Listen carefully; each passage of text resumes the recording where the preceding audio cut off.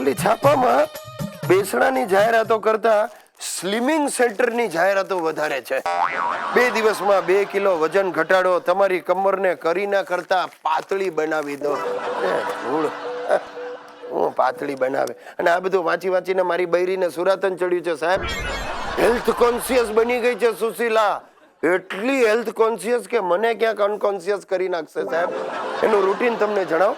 સવારે 7 વાગે ઉઠી જાય, કંઈક ટેનિસના શૂઝ લઈ આવી છે પહેરી લે અને સૌથી પહેલા દૂધીનો જ્યુસ પીવાનો, બરાબર.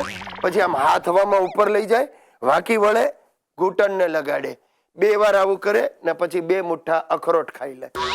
પછી નાવા જવાનું, નાઈ લે, પછી હેલ્થ ફૂડ, 2 ઇડલી, 2 બ્રાઉન બ્રેડની સ્લાઇસ અને 1 લોટો ઓરેન્જ જ્યુસ. આ ગટગટ આવી જાય. અને પછી શું તો કે વોકિંગ. ક્યાં? ઘરમાં જ. આમ 2 આંટા મારે, બારીથી બારી 2 આંટા મારે. આપણે વોકિંગ કહીએ ને તો જરા સારું લાગે.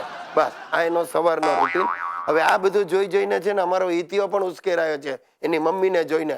એટલે એ સાલો આમ પથારીમાં 2 વાર આમ આમ આળોટે ઊભો થાય ને 2 લીટર ઓરેન્જ જ્યુસ ગટગટાવી જાય. ભાઈ આ ડાયટિંગ મને ભારે પડી જશે. લંચમાં બોઇલ્ડ વેજીટેબલ્સ, ભાજી અને જુવારની 1 રોટલી. એ સિવાય પછી જો દિવસ દરમિયાન થોડી થોડી વચ્ચે ભૂખ લાગે ને તો ખાખરા, બિસ્કિટ અને ડાયટ ભેલ. સમજ્યા તમે? થોડી થોડી વારે ખાવાનું એવું કંઈક કે છે આ લોકો. અને રાત્રે જમવામાં ફક્ત ફાડાની ખીચડી. અરે ભાઈ આ બધું નોર્મલ ખાવાનું અમારા ઘરે જે બનતું હતું ને પહેલા, દાળ ભાત રોટલી શાક, એ બધું બંધ કરી દીધું છે અને એની જગ્યાએ આવું ચાલુ થયું છે. એ બધું મૂળ ખાવાનું જે બંધ થયું ને તો પણ મારા ઘરનો ખર્ચો ડબલ થઈ ગયો છે. કારણ કે હિતિયો પાછો ડાયટિંગમાં જોડાયો છે. રોજ સાલો કંઈક 2 મોટા ગ્લાસ ભરીને ગાજરના જ્યુસ પી જાય છે. દિવસે ને દિવસે ગલગોટા જેવો થતો જાય છે હિતિયો. અને મારા બાપાએ આ વાદે જોડાયા છે.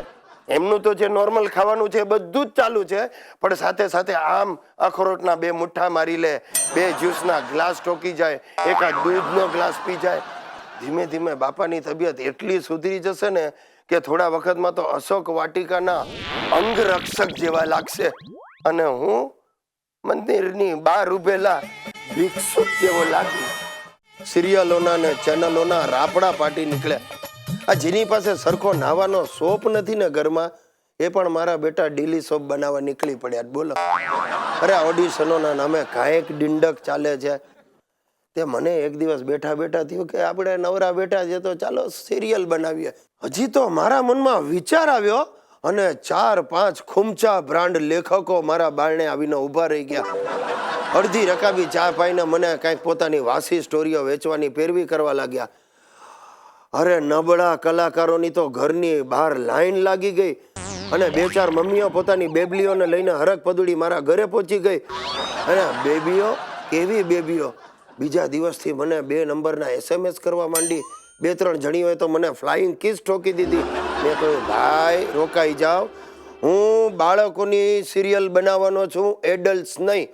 હવે આ વાત પણ મારા મગજમાં હતી ને ત્યાં જ ઘરની બહાર બધી મમ્મીઓ નાના નાના ટાબરિયાઓને લઈને ઊભી રહી ગઈ. અંદર ઘૂસવા માટે પડાપડી, તમે આગા ઘૂસો, મારા બાબાને પહેલા લઈ જાઓ ને. મેં કહું ભાઈ ધીમે ધીમે વારા પરથી આવો. તે પહેલી મમ્મી આવી, મને કે મારો જયો જબરો હોશિયાર, અરે શું એક્શન કરે, ચાલ ચાલ જયું અંકલને દેડકાની એક્ટિંગ કરીને બતાડ. એટલે જયુએ માર્યો કૂદકો ને આવીને ચડી ગયો મારા ખોળામાં અને કાનમાં મંડ્યો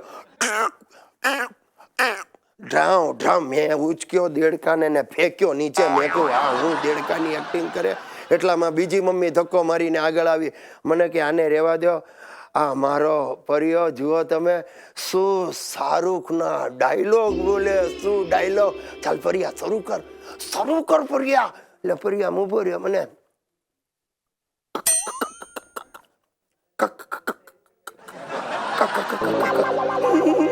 મેં કહ્યું ભાઈ આ ક્યારે પતાવશે ને ચાલ બાજુએ ખટ.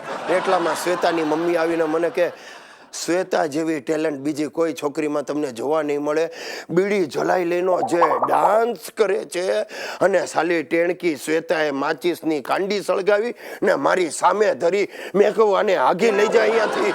અરે પણ એની માએ જે કકળાટ કર્યો, મને કે નહીં હજી ચાન્સ આપ. મેં કહું મારે કોઈ ચાન્સ. અને રડતા રડતા હાલી મારા ગળે વળગી ગઈ. સુશીલાએ આ દ્રશ્ય જોયું ને મારા ઘરમાં ભાઈ રામાયણ ને મહાભારત એક સાથે શરૂ થઈ ગયા. મેં હાથ જોડ્યા સુશીલાને. મેં કહ્યું ભાઈ આ સિરિયલ બનાવવાનો વિચાર આજથી પડતો મૂક્યો. હું પાણી મૂકું છું, સિરિયલ નહીં બનાવ. ને એટલામાં જ ફોન રણક્યો ને સામે ચડે કોણ? તો કે મારી બાડી સાસુ. મને કે શું ગિરીશ કુમાર ન્યૂઝ મળ્યા છે, તમે સિરિયલ બનાવવાનો છો? તો યાદ રાખજો હિરોઈન નો રોલ મારો ને આઈટમ નંબર તો હું જ કરીશ.